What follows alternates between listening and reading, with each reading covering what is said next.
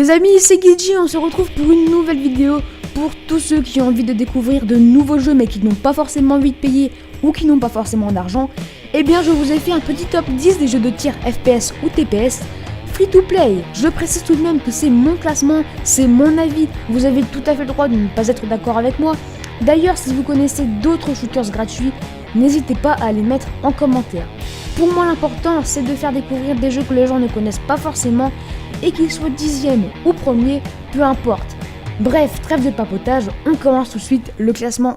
On débute au top 10 avec Gotham City Imposters. Les affrontements, c'est simple, c'est les Batman contre les Jokers. Il y a vraiment un gameplay très vif, vous n'avez pas le temps de vous ennuyer. Pour ma part, je trouve les graphismes très beaux pour un free-to-play, des décors détaillés. C'est vraiment un jeu qui ne se prend pas au sérieux pour se détendre. Le défaut après, c'est le matchmaking, c'est-à-dire que vous attendez 10 minutes pour charger une partie, ensuite vous jouez 10 minutes, ensuite vous attendez encore 10 minutes pour rejouer. Donc bien sûr là c'est exagéré, mais c'est un petit peu ça. Ce qui est bien en revanche, c'est la personnalisation des équipements et du personnage plutôt cool. On choisit d'avoir un perso petit qui court plus rapidement mais encaisse moins de dégâts, ou un perso grand et gros qui court moins rapidement mais qui encaisse plus de dégâts. Au final un peu à la Team Fortress 2. Numéro 9, Battlefield Heroes. C'est un TPS dans le style cartoon avec des décors plutôt sympathiques. L'ambiance sonore est vraiment pas mal, on dirait qu'il y a des bruitages tout droit tirés de Tex Avery. C'est vraiment un jeu très loufoque, très drôle, bien qu'il garde des éléments de la licence Battlefield. Le gros point faible du jeu, c'est vraiment pour moi son manque de contenu au niveau des cartes. Surtout car il n'y en a que 4 je crois disponibles. Donc il vous faudra persévérer pour arriver au level max qui est le level 30. Mais cependant, le gros point fort du jeu, c'est son optimisation car quasiment tous les ordinateurs peuvent le faire tourner. Il n'y a pas besoin d'un PC gamer pour jouer à ce jeu, donc je vous le conseille si vous n'avez pas un PC hyper puissant. On continue avec Microvolts, un TPS dans lequel vous incarnez un jouet, que ce soit une poupée ou une figurine, dans des maps de la vie quotidienne, c'est-à-dire des maisons, des chambres, des salles de jeu. Donc par rapport à la taille de votre personnage, c'est vraiment des maps qui vous paraissent immenses. Il n'y a pas vraiment de perso meilleur que d'autres, à chaque fois vous avez 7 armes disponibles sur lesquelles vous pouvez switcher instantanément. Les graphismes sont aussi dans le style cartoon, c'est vraiment un jeu enfantin, pas gore du tout, donc un jeu pour ne pas se prendre la tête. C'est pas le genre de jeu sur lequel vous allez passer 10 heures d'affilée non plus, mais je vous le conseille car c'est gratuit et en plus, il ne prend vraiment pas beaucoup de place sur le disque dur. En 7ème position, nous avons Ghost Recon Online, encore un TPS, cette fois-ci un peu plus dans le style futuriste. Le jeu est vraiment super beau pour un free-to-play, il se joue principalement en coopération avec vos alliés, il y a vraiment un énorme teamplay, c'est principalement des parties tactiques, pas bourrines comme un Call of ou un CS. Il n'y a pas énormément de contenu, les maps se ressemblent plus ou moins toutes. Cela dit, il y a un système de scoring assez sympa, une jouabilité très bonne. Au final, tout ce qu'on peut espérer d'un jeu payant. En numéro 6, War Thunder. C'est un jeu d'aviation en ligne dans lequel vous contrôlez des avions de la Seconde Guerre mondiale. Vous avez 5 nations disponibles, les Japonais, les Allemands, les Anglais, les Américains et les Russes. Les graphismes sont vraiment très beaux, les sensations très présentes d'ailleurs, c'est un jeu de simulation. Le jeu est facile à prendre en main pour les débutants, mais long à maîtriser parfaitement.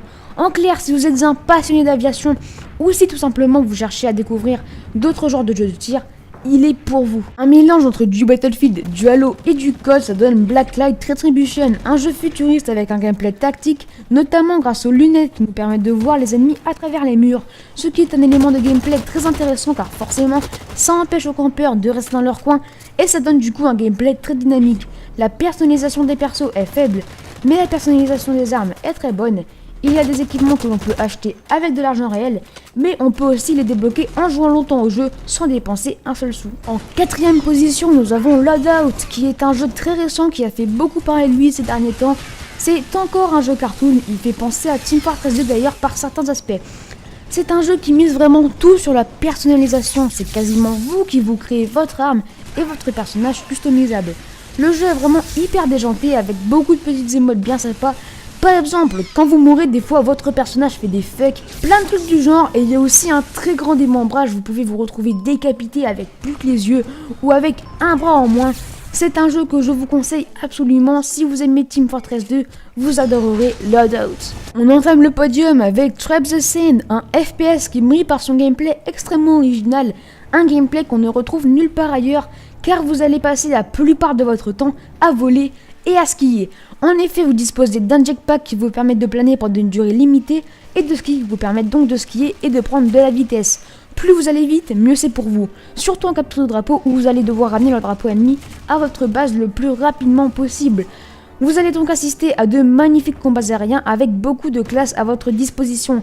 Graphiquement, c'est superbe pour un free-to-play, les maps sont immenses, pour tout vous dire, c'est le même moteur graphique que Gears of War. Bref, un très bon jeu qui sort de l'ordinaire. En parlant de maps immenses, PlanetSide 2 s'y connaît pas mal dans le genre. Ce jeu, c'est la définition parfaite du MMORPG. Dans ce jeu, vous avez 3 nations principales et 3 grandes maps.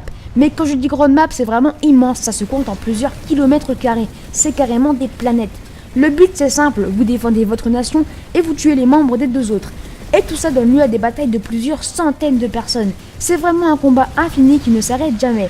Vous pouvez vous connecter à 3h du matin, il y aura quand même de l'action.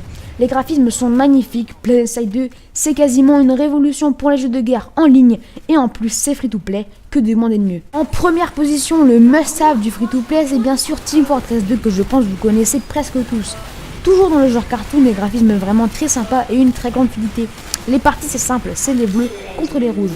Vous avez 9 classes utilisées dans le jeu, chaque classe a sa propre utilité, ce qui donne lieu à un énorme teamplay. Il y a des modes inconnus dans la FPS, c'est l'un des rares jeux qui arrive à allier hardcore gaming tout en restant hyper fun, hyper déjanté, qui ne se prend pas du tout au sérieux. Ce jeu, si vous ne l'avez pas déjà, je vous le recommande, il est juste magique. Et surtout si vous avez des amis avec qui jouer, votre expérience va être encore meilleure. Vous ne pouvez que passer de bons moments. Il y a un énorme contenu et surtout c'est gratuit. Ce top 10 est donc terminé, j'espère que vous aurez découvert des jeux, bien que la plupart des jeux cités sont pas mal connus. Je sais qu'il existe beaucoup d'autres jeux de tir free-to-play, je vais en citer quelques-uns qui valent le détour. Il y a par exemple Battlefield Play for Free, Aliens of Valiant Arms, ABV Reloaded, Warrock, Combat Arms, Warframe, World of Tanks, Hawken, Arctic Combat et bien d'autres d'ailleurs. Si vous en connaissez qui n'ont pas été cités, n'hésitez pas à les mettre en commentaire. J'espère que la vidéo vous a plu et je vous dis à tantôt sur les internets binaires.